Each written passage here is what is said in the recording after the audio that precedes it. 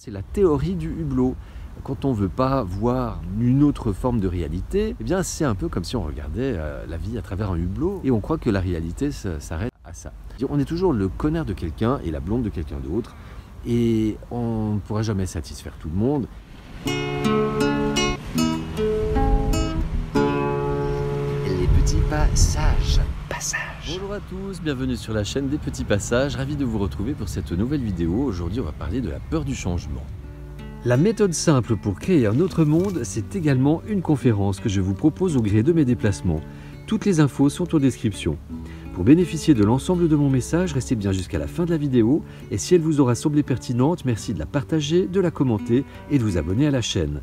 Semons des graines ensemble. Passage. Quand on est habitué à une vie tranquille, avec un certain confort, toute idée de changement peut faire peur.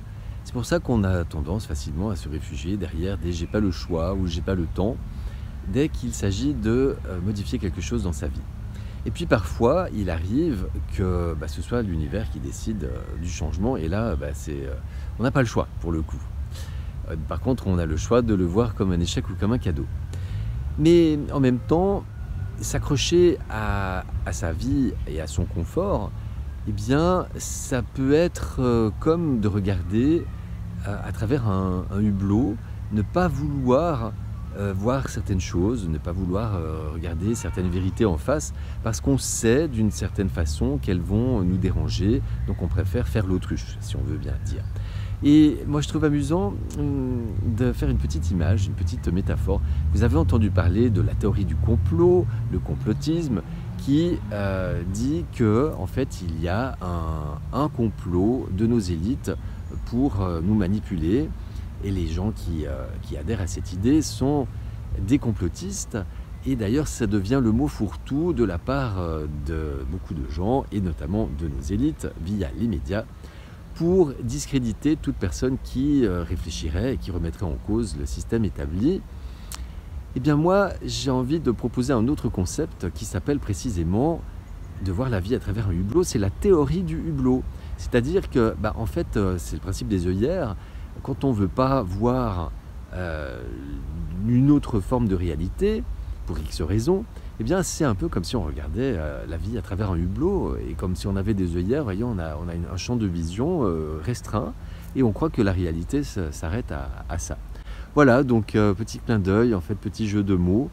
Mais en même temps, j'ai envie de vous dire, soyez vous-même, suivez votre propre chemin, votre intuition et surtout si vous êtes dans la légitimité.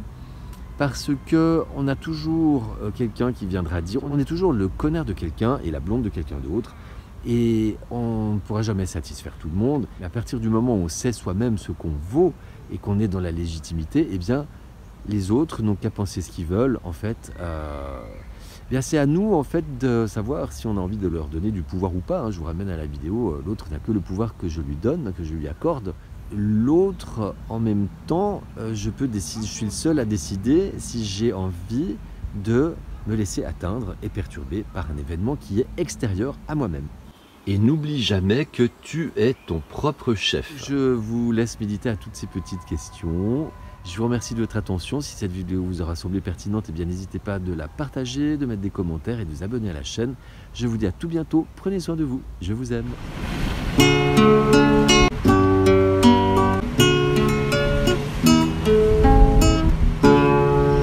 Les petits passages.